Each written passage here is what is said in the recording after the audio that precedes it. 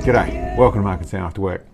Today I want to do a video on a question that I get asked occasionally, and there's all sorts of different answers to.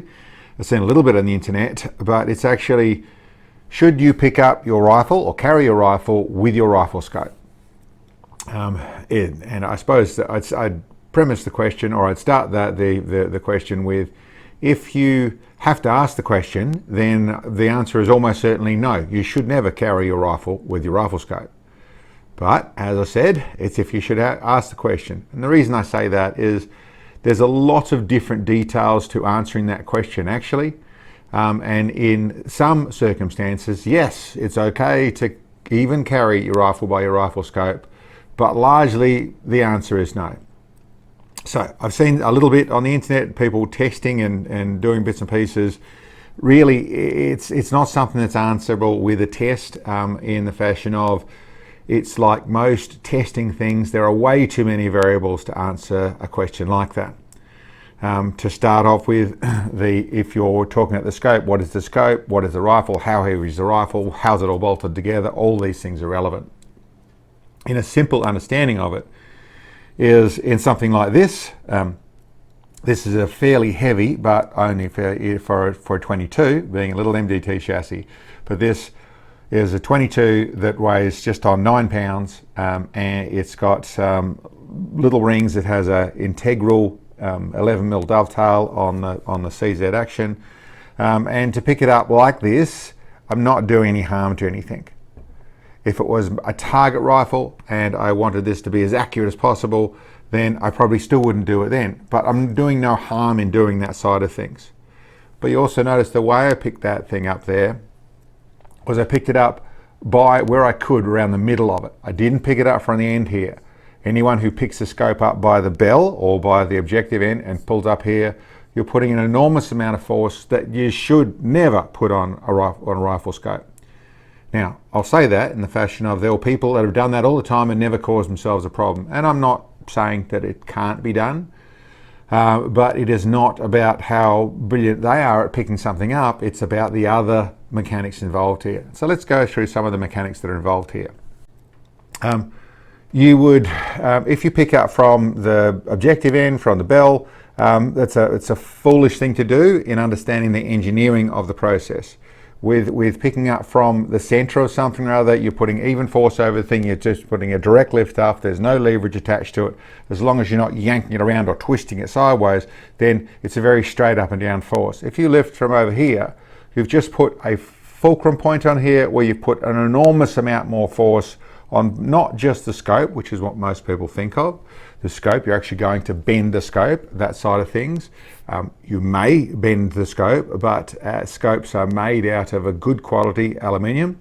Obviously going into from mid-range to higher level scopes, then a higher level of aluminium, but it is an aluminium, an aircraft style aluminium that has a lot of memory. It has a lot of strength, but its big feature is it'll go back. It'll move and go back. Something that's important for a scope dealing with recoil is that it has that ability to do it. It's unlikely to fatigue out of a bit of movement because it's designed to do that, where the metal will go back, won't crease, it'll go back to where it was. But if you're picking it up from there, then you're putting force where you don't need to. All the scope is going through that side of things. And that's just scope. I'll just go forward for the moment. You'd never pick up from the other end. You've got mechanisms and bits and pieces down here that are all twisting and turning, really vulnerable down here, so you'd never do that at all. I would suggest never from either end whatsoever, but certainly the bell's a lot stronger. But as I just mentioned, this is talking about the scope, and that's largely the conversation I hear. Are you going to damage your scope? Are you going to move your scope a little bit, but are you going to damage your scope? And then it goes into your quality of your rings, you know, how were your rings and that sort of stuff. I would say by and large, a point that's missed by anyone who wants to carry around a rifle by the scope is the rail to the action. If you have an integral rail to the action, okay, that's nice and strong. It's generally set. You can't get your custom rails for your ELR stuff, and we do. But when you have an integral rail, then okay, you've just got rings and scope you're talking about. But in a vast majority of rifles actually talking about is your rail is not a fixture. It's held on with probably 4 little tiny screws. There might be some dowels in it to hold the scope rail onto the action, but all that stuff is designed to stop forward and backwards movement and to keep it fixed there. So whether you've got some Loctite or some bedding or something to hold it down, there's Loctite on your screws and bits and pieces, but that's all to stop it from wriggling loose from the forward and backwards motion that it's all inertias and forces that it's designed to deal with. It's not at all, those little screws are not at all designed to be tried to be pulled off vertically. And for those people who get away with it, you lift up your scope and it doesn't do anything. I shot it and it was fine the next day. Mechanical fatigue doesn't happen like that. It's not like you do this and then it's instantly broken and then it's instantly happened. You do a little bit of this, you can be just simply starting to stretch the framework of the rail, the integrity of the screws, the integrity of the threads, where there's just a little tiny bit of backing off in tension. That will come up later on. That can be you did it this time and in 2 years' time your scope started to move because of that stress it put on it. So your scope rail to your action would be the most vulnerable piece, and the first reason I would say no, you shouldn't pick up a rifle by the scope. As I mentioned, in that sort of stuff, obviously good quality rings, decent quality rings. They're largely big bolts and bits and pieces, and they're not going to suffer too much with that side of things. Scopes, their side of things, their integrity, yeah, it's relevant, but once again, this all comes down to how heavy is your rifle. If you've got I suppose you've got a 20 pound or a 25 pound or a 30 pound or even a 15 pound, you've got something in a heavy rifle, that conversation of can I pick it up by the rings amplifies by how heavy the rifle is, how much force you're putting on it. When it comes to picking it up, which may be simply a case of resting your back, you know, if you've got to pick up your rifle, it's a long way down there, getting right down to the ground, it's easier to pick up from the top here. I mentioned, and part of the reason I did this video is I mentioned about having higher scope rings for better body position and way of shooting. One of the comments, or a couple of the comments there, was it also makes it easier to pick up your rifle because you can get your hand under the rings. Yes, it does, but it doesn't change any of these equations. But what I was going to lean into there is that, yeah, sometimes it's a bit of a, some might call it lazy, other might call it a bit of body protection, where it's easier to pick up your rifle by the scope. Now, picking it up and yanking it up or carrying it by are different things. To actually carefully be able to pick up a place where you know all the rest of it and you've thought about it, and I'll go back to it does come about thinking about it, but everything else is good and strong there, and you pick it up with very little inertia. So it picked up very gently, it's only holding the weight. Understanding that even this is a 9-pound rifle. If I yank that thing up, if I go and hoik it up there, or I run with it where it's bouncing up and down, I'm hanging on to it, I can take that 9 pounds and with some force factors of inertia attached into the speed I'm doing it at, I can turn that into 30 pounds or 50 pounds of weight with actual stop and go of yanking it up or running along or bouncing into that sort of stuff. So all of a sudden I've increased that weight a lot.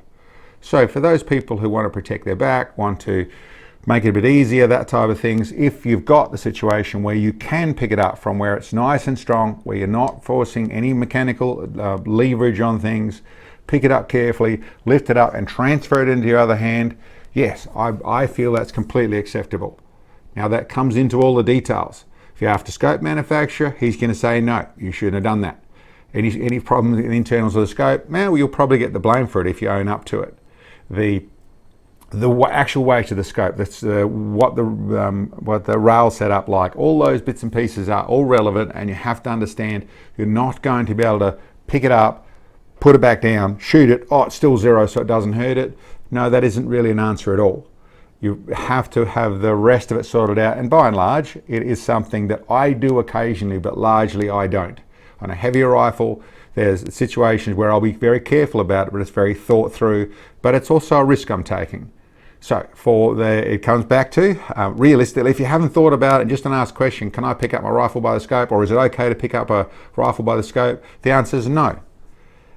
On the other hand, if it doesn't make sense, whether you're integral rail or it's screwed on thoroughly with 6 screws and big screws, it's made for these bits and pieces, you're very careful, you're not doing leverage in wrong places, all that sort of stuff, then Yes, there is situations where you will be able to do it and it's not going to cause any problems, but listen, that's also there's a little risk you're taking depending on the details in that conversation.